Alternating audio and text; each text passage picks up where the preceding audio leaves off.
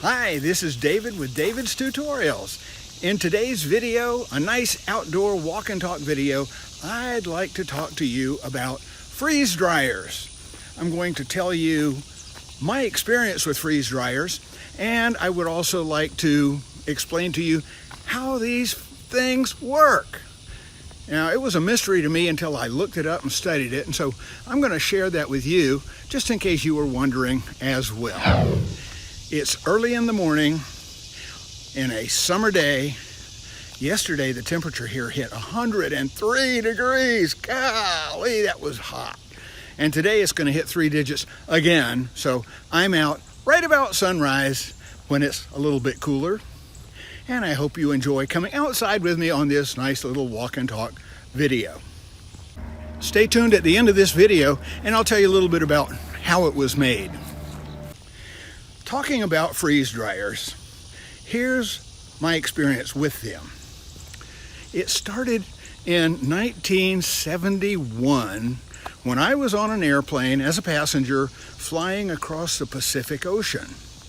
And one of the snacks they gave me was in this very small cellophane or plastic, about 2-ounce packet.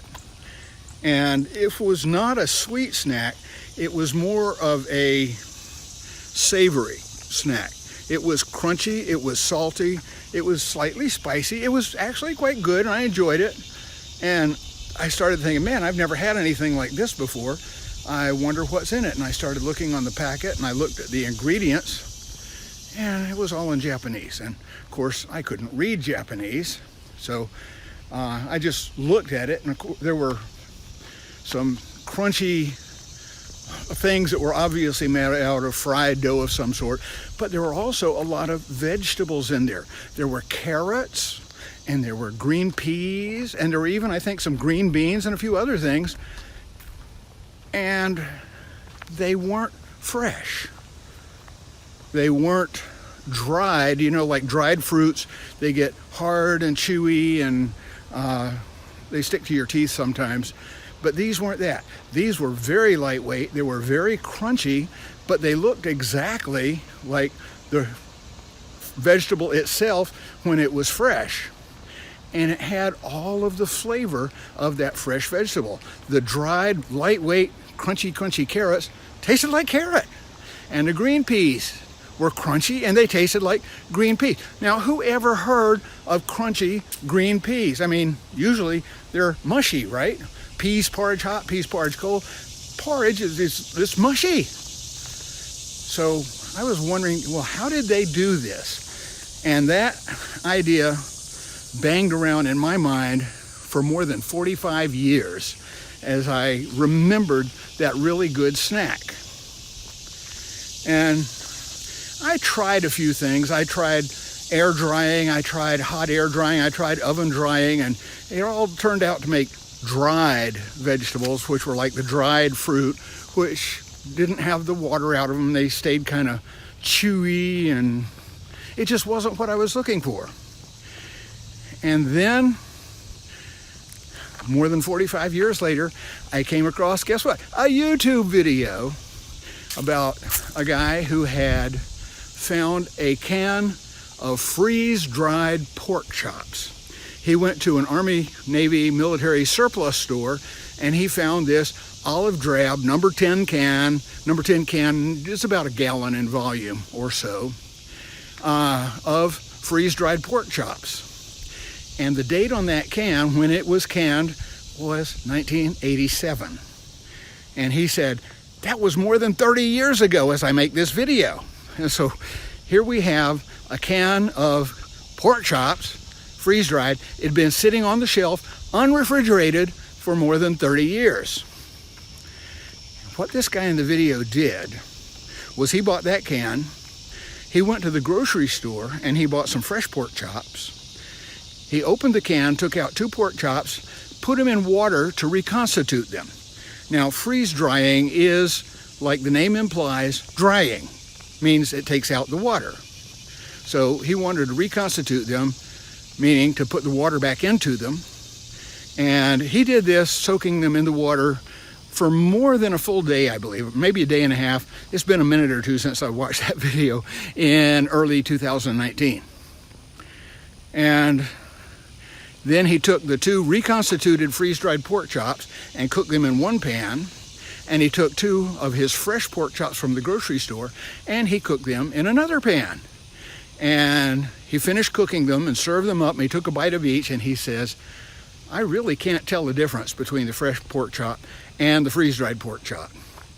Now that caught my attention. I was thinking, goodness, if you can freeze-dry meat, not just vegetables, but meat, and have it sit unrefrigerated on a shelf for 30 years or more, and it's still as good as when it was fresh, this is something that if we ever have a food crisis, we might need to know about. Now, in 2005, Hurricane Katrina hit the Gulf Coast of the United States, hit Alabama, Mississippi, and Louisiana. And we were living at the time about 150 miles away from the coast, and even so, our power went out for more than a week. And that pretty much means anything that was refrigerated, you're either gonna have to use it up or it's gonna go bad. So that was a power crisis, a food crisis that I was thinking maybe freeze drying will be able to help. So my wife and I talked it over, and we saved our pennies, and we went out and we bought ourselves a freeze dryer. And I'll tell you a little bit more about that in a second. But before I do that, I would like to tell you how a freeze dryer works. Now, a freeze dryer works on the principle of what's called, forgive me if I get a little technical here, you don't have to remember this is optional. It's called Raoult's law, which uses the, oh good grief, I can't remember it. So if I can't remember it, I don't expect you to remember it. I'm going to have to look it up. Here we go. It's the Clausius-Capron equation. Now you can look that up if you want to. I don't think you need to do that, but the essence of it is that when atmospheric pressure decreases, the boiling point of a liquid also decreases. Now you probably, if you've ever done any baking, especially from a box, have noticed that they will always give you high altitude directions. The reason for this is because when you go high altitude, like if you live in Denver or move to Denver or visit Denver, or if you're like trying to bake something on the top of Pikes Peak, which is 14,000 feet, the high altitude baking directions mean that Raoult's law affects the baking process. Liquid boils at a lower temperature when you're at a higher altitude, or in this case, a lower air pressure. Now, there is a physics principle that's called sublimation. Let's use water as an example. Now, water has 3 possible states. Solid is ice, liquid is water, and vapor is water vapor, such as in the air, which will condense when you breathe out in cold weather and you see the cloud coming out of your mouth. That's condensed water vapor, which is water in the gaseous form. Now, if you think about this for a second, as the air pressure goes down, the boiling point, in this case of water, decreases. If your air pressure goes down far enough, then the boiling point of the water will be lower than the melting point. Now, pretty much everybody knows that water in the form of ice will melt at 32 degrees Fahrenheit or 0 degrees Celsius. That's when it turns from a solid into a liquid. And if the air pressure is so low that the boiling point is below the melting point, then the process called sublimation occurs, which means as soon as the ice begins to melt, it doesn't form water.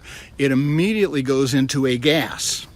And that's what a freeze dryer does. The first thing it does, it freezes your food so that the temperature is way down. I mean, it freezes it hard and solid. My freeze dryer says it goes down to 50 degrees below zero. That is definitely frozen. Then the next thing it does, it pumps all the air out of the chamber. It makes it a vacuum. In other words, it reduces the air pressure, which, in accordance with Raoult's law, means that water will boil at a very, very low temperature. And once it has a big vacuum inside the freeze dryer chamber, it then starts very slowly raising the temperature while maintaining the vacuum.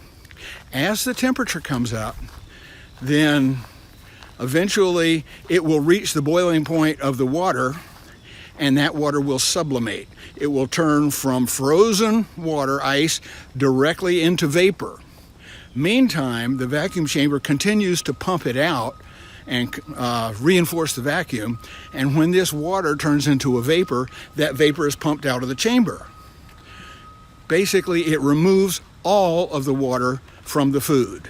And when it's finished with its cycle, it keeps the vacuum in the chamber, but the chamber is back up to room temperature.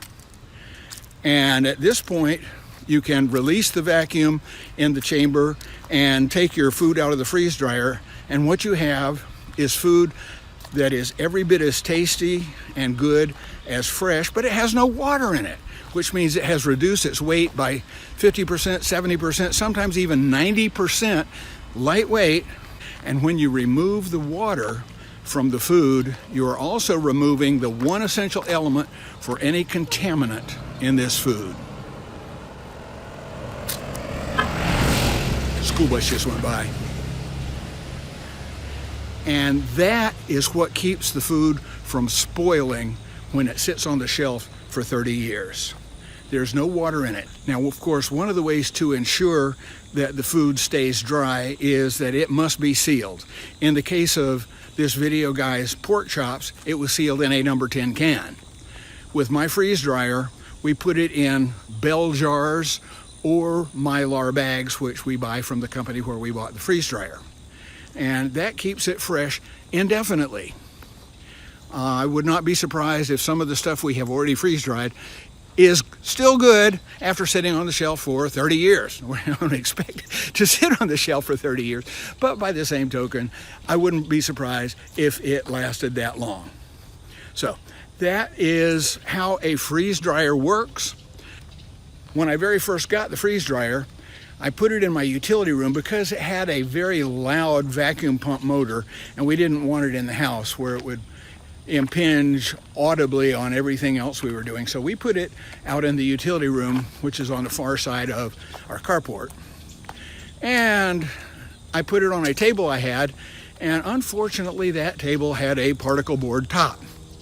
Now, you don't want to put a 200 plus pound freeze dryer on a tabletop that is made out of particle board. Take it from me, the voice of experience, because after we had had the thing for about a year, I came out one day and the particle board top had given away and the freeze dryer was sitting on the floor. Gah! So I went out to the hardware store and I bought a piece of 3/4 inch plywood, which is very, very strong. And I replaced that tabletop with this very strong plywood, and the freeze dryer is sitting right there on that plywood today, and it's doing very well. When it fell on the floor, it got a little bit out of line in the door, and I've had to put a little piece of wood in the latch to make it sealed properly. But we have had that freeze dryer coming up on 4 years now, and it's still working wonderfully. In case you're wondering about the price of a freeze dryer, before the company where we bought our freeze dryer came out with home freeze dryers, the only freeze dryer anybody could buy was a commercial freeze dryer, and they started at $50,000 and went up. That's one reason I did not go for a freeze dryer before then. But the company we bought ours from is called Harvest Right. I am not an affiliate, and this is not an advertisement for them. This is just a testimonial that I bought one from them. Yes, it was expensive, but yes, after 4 years, it still works well. And that's all I have on that. I promised to tell you at the beginning of this video how the video was made, and I am making it using my iPhone and a Zhiyun Smooth 4 gimbal. And I've had this gimbal for a number of years as well, and it's still working okay. It makes the camera stay still and steady as I walk, and you can see me going up and down, and the camera's not going up and down. Here's a clip of a video I took with the camera in my hand, and you can see this one pretty much makes it look like I'm on a very bumpy road, and you might get seasick by watching it. I am recording this on my iPhone. It is handheld, as you may be able to tell, because it is jostling. That's a little bit about how this video was made. I now need to go process the video and put it in shape to put up on YouTube, which means I got to cut out all my coughs and my ums and my ahs and all the other hesitations. But that makes it more interesting for you, the viewer, to watch. That's all I've got for this morning. And I hope you enjoyed this video, and I hope you enjoyed learning about how freeze dryers work and were at least mildly interested in my experiences with them. If you would leave me a comment down in the comment section below, I'd really like to read what you've got to say. As always, if you like this video and you thought it was worth sharing with other people and want to help the YouTube robots know, hey, we need to share this, then give me that thumbs up and they will know that they can share it. If you're a subscriber, thank you so much. I appreciate every single subscriber to this channel. And if you're not a subscriber, please go ahead right now and click that subscribe button and then the bell icon, and YouTube will let you know by email when I post another great video right here on David's Tutorials and Vlog channel. Meantime, take care, everybody. Have a great day, and I'll see you in the next video. Bye-bye.